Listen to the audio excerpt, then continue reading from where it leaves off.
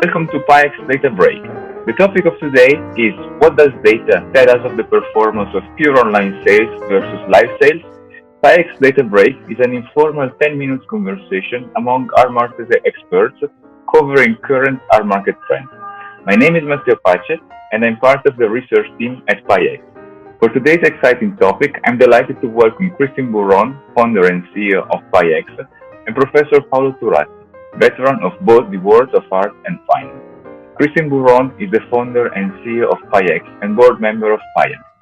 Christine's involvement in the art market started 20 years ago when she founded PaintingsDirect.com, one of the first online art galleries in New York. In 2014, Christine founded Pi-eX in London with a goal to bring innovative financial and analytical tools to the fine art market. Paolo Turati is a professor and economist based in Turin, Italy. Paolo acted as an advisor to the board of various listed companies while organizing and writing about major contemporary art exhibitions for leading European museums. As of today, Paolo coordinates the art operations and events for Fidarti's family office, and he is in charge of the Executive Wealth Management course of Turin University in Italy. But so, let's jump to the question of the day. What does data tell us of the performance of pure online sales versus live sales? Christine, please enlighten us with data. As the COVID-19 pandemic started to hit the art market, a lot of the auction houses had to switch to pure online sale. So understanding what does data tell us of the performance of these pure online sales versus live sale is really critical to understand the future of the auction business. So when anyone who attends auction house or tracks auction houses auction, understand that these are public auction. The auction house organizes these public auctions, and they really come in two formats. On one hand, there's the traditional types of auction, the live auction, where you have a live auctioneer who runs the sale, and the auction usually is scheduled on a specific day and lasts for a few hours on that day. And then there is the pure online auction format where there is no live auctioneer. It's like an eBay auction. And the auction usually runs for a few days. And these two formats are very important to keep in mind because, as we will see, they give us very different results. So if we look historically at these two formats, and here you have in blue the live format and in white the online format, and we look at it month after month since January 2017 until June 2020. And we look first at the number of auctions arranged every month by the auction house. And what we can see is that from 2017 to 2018 and 19, the number of online auction has been growing month after month. And really, in 2020, that's where we started to see a complete explosion of online sales, obviously driven after mid-March 2020 by the fact that the auction houses were closed and they started to organize more and more online auction.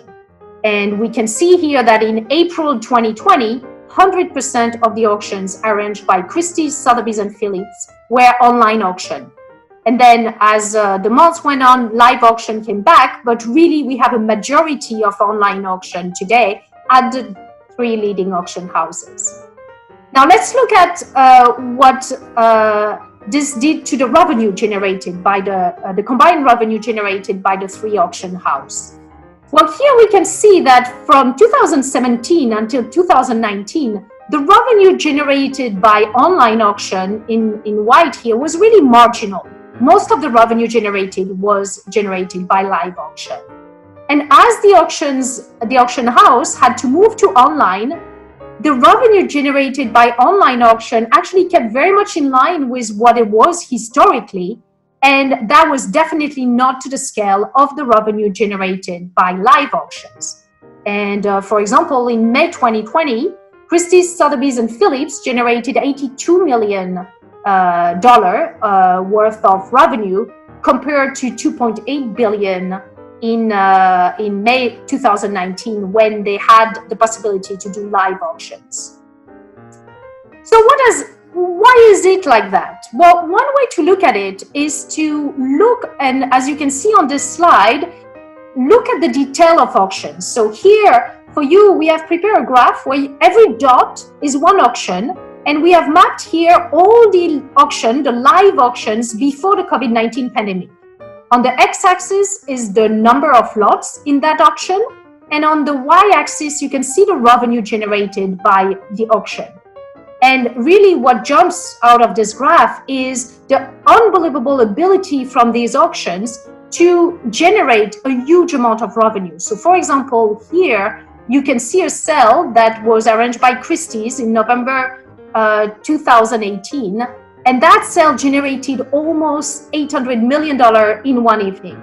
Another example is this Christie's sales in May 2018. It was a private collection sale, and it generated almost $650 million. So really unbelievable ability to generate revenue. And now you can compare this to online sales. And before the COVID-19 pandemic, you can see that these online sales generated very low level of revenue compared to the live auctions, usually in the 1 to 2 million. Now, after the pandemic, here we've mapped the live auction in red, and you can see that they do not generate as much revenue yet. This is as of the end of June 2020, but still you have one auction that generated over 200 million. And compare this now to the live auction, the online auctions after the pandemic, and you can see that while we are increasing a little bit, we're still very much staying up at the bottom. So if we compare them finally side by side, you can see really live auction with very strong ability to generate high revenue, and online auction with really plateau revenue so far at a very low level. And that's why the auction houses were really desperate to go back to live auction as soon as possible. Christine, thank you very much for this really insightful analysis. Paolo, which is your perspective? Which is your point of view on these sales? I agree with the data given by Christine. What can I add? Despite the huge increase in the online auctions recorded by the three majors, the current problems for auction houses that reiterates made it worse due to the lockdown, the trend already recorded in the previous year is a terrible drop in revenues. We may say that online auctions are not currently able to compete with live auctions. In May, as told Christina, it was seen that Christie, Sotheby's and Phillips realized only 82 millions against 2.8 billions last year. It can reasonably estimated that the private sales promoted by auction houses have improved the overall turnover situation, but there are centrally minimal numbers compared to the situation of the last year.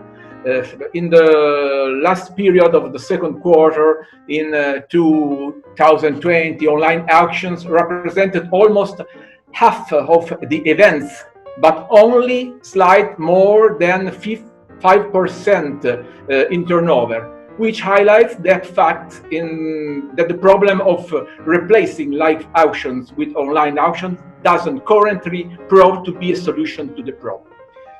Here, the desperate need of the three majors to turn to traditional or at least hybrid auctions, such as those of Sotheby's at the end of June and those of Christie's, in particular one at the beginning of July, which have each turnover around 400 millions, and those of Phillips with 50 million for the evening and for the day sale. The important is that the evening sale, all the lots were sold, and this is an important data for Phillips. In this auction, 3 or 4 top lots, often guaranteed by third parties or by the auction houses themselves, that have performed well, such as the triptych of Bacon from Sotheby's at 85 millions and the Magritte Arc de Triomphe at over 20 millions at Christie's, alone represented about half of the turnover of the auction. On the other hand, at present, we may know that 1% of the top artists treated in the auctions, those who makes over 1 million per lot, create half of the global turnover. Monet and Picasso alone generated more than 15% of the turnover of the Impressionist and modern respectively, and the 21st post-war artist, the 40% of the total sales of the sectors.